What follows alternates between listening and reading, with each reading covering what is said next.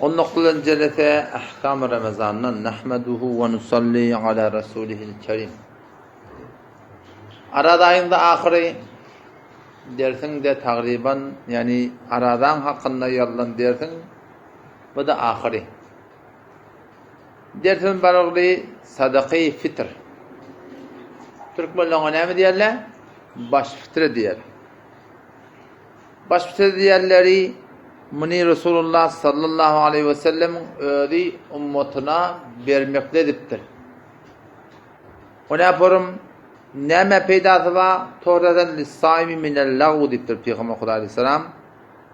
Arada adam bir hud gurunun aydaya, yanlışlıklar bolaya, şol için bir keffara, şol için bir arasalık diptir. O şoňa meňdeş garip gatarlarda bir ýerçere bir kömek diýeni ýalak. Elbette şu sadaka-i fitrin tüne gurrun ki haýsy bir adama wasyp bolýar. Bizim öz umum türkmençiligimizde bir gurrun neden aşyň hakynda kawatlarda fikir etýärler, bizim gurrumuz fakat tammyýytyň gurrun muhadi, taýmanyň gurrun muhadi diýär.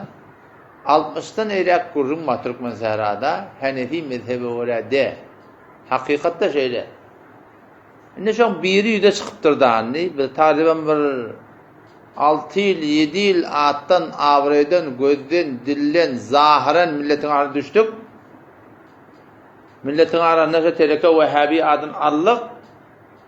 İnni yoş yoş ayetla 7 gün 5 mol paraya 5 mol paraya tarihini şu 3 gün mol parayalının öyle de hin şeriatı orada.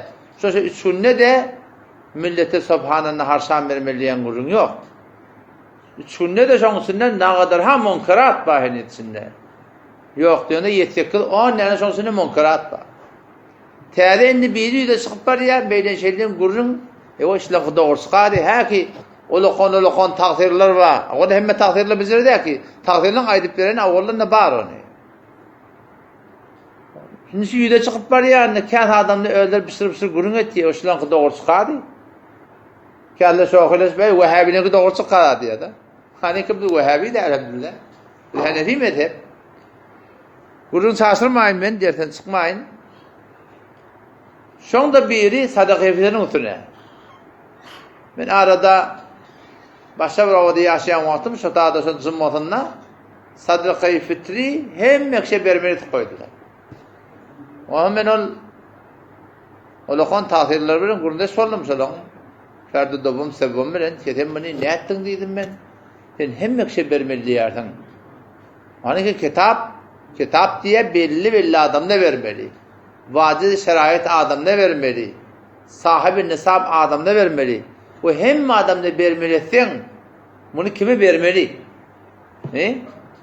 Bir adam seni şu edebet hem adam dikkat veriyen olsa dikkat kime vermeli? Dikkat tapmana adam tapma oluyor. Dikkat vermeli.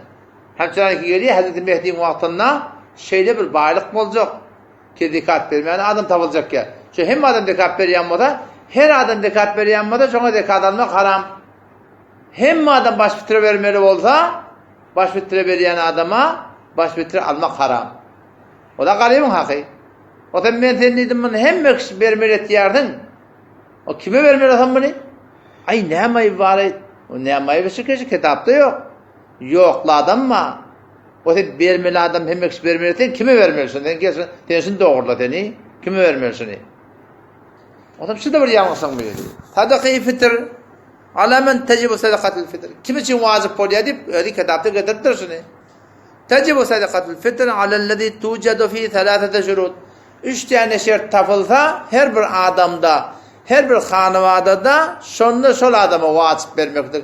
Kalan adamdan boyuna vacip de vermeli diyen gurun yok. Avak ne Müslüman olmalı. Kafir vermeli diyen gurun yok.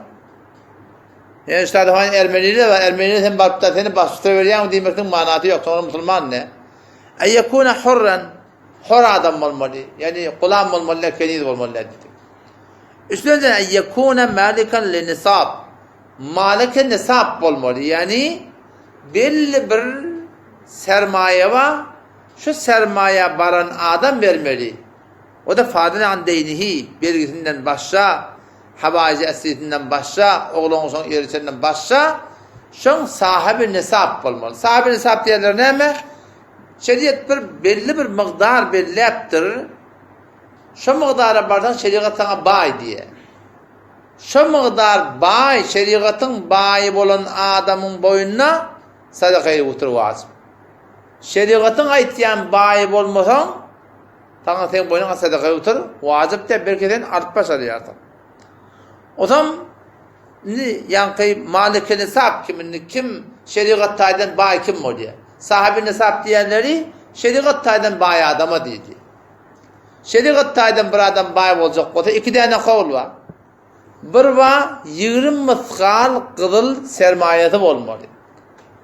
Havazi esritinden başla, gerekli adından başla, yani o da öğünden başla, içerisinin malaki esası beytinden başla, yer koynağından başla, ayağılığından başla, telaşkari, cuşkari, marmara işleri, bunlardan başla, şunlardan başla 20 mıskal kızıl şol miqdarda sermayenin eyesi olmalı.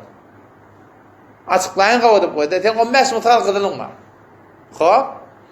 Bir miqdarda pulun var. Bunun senin laptopun da geliyor, mobilin da geliyor, kompüterin de geliyor, televizyonun da geliyor, mahvalan da geliyor. Şimdi 3 yılında 20 mıskal kızıl keşvat takriban 35 milyon oluyor. Şonu yetecek bolsa, şonda hem oluyor şeriatın aydan bayi, taňa diýerler malik-i nisab, tenştari sadaka-i fitr vermeli. Naqad näseden vermeli? Tenşi öz hanavadan tarafından ten vermeli şonu. Ancak oğlanlar var, ten elin aşağını yaşar kesip yerler, şolonqı da ten boynuna sabıkanan boynuna vazip. Eğer garip bolsa da, ya naqadar olan çıqa var diye oğlanlıktan bayi var diye öldürdü. O dede sermaye veriptir, kakadından yetiptir, dedeni yetiptir, birinin elin aşağını yaşar kesip yer, olan öz malından vermeli. Bir adam öyle konu oğlanlar var, garip bolsa olan kim vermeli diyen gurun yok. Berse veren var, vermese ayıp yok. Pedonda var başta bir adam baş bitire verecek bolsa, şol adamı gerekli ki öde şeriatın aytyan bayi olmalı. O da ne olmalı? 20 mıskal kızıl miqdarı sermayen olmalı. Yan kıratlar üşürmeli lan. Sonra yetse vermeli. Yetmese ne mi? Yetmese vermek gerek ya. Hamana falanın dükkanı var. 10 milyon bedene sermayesi var. Şu bilen de günün sonayla kesip şu bilen yani o adamlar ki kızıl mal yak nisab kızıllan deyip aytýarlar. Şolan hitabından vermeklik yani gerekler yani. Bu bir gurun. O da şu taýdan mana bir adam işini vermeli ki şu şeriatın aytýan bayi bolsa. Ne kadar ulamalar da diye ki yok nisab diye bir kümüşten tutýar. Kümüşten bolanna kan beher düşüyor yani. Takriban şayet 5 milyon, 6 milyon, 7 milyon. O zaman şu 7 milyonluk bir adamın malı olsa, ama 5 milyon pulun var. Televizyon, havazi esliden ne? Mobilin, kompüterin, laptopun, üst koynaktan edafanı da hitap etmeli. Edafadır onda atlanma. Sonra 3 yılında yani 7 milyon, ya 6 milyon, ya 5 milyon kümüşün kıymetini yetecek bolsa, onda şol adamda yine baş bitire vermeliyin ulamalı var. İki tane kol var. Ekseriyeti İran, ehl-i sünneti İran, Khurasan, kullu Beluçistan, o men özünde şu nezerde ki şol kızıllan tutulmalı. Kümüşten tutmalıyan ulamalar da var, ustadlardan da var, müşkül yok. Tefavut-ı rây var. Haydın tutsan tutamalı. Bunda bir günahkarçılık yok. Bunu ne mi deyiptirler? Ne mi deyip şimdi kümüşten tutuyorlar ne kadarları? Bu garibe peydarak oluyor deyip aytıyorlar. Garibe peydarak.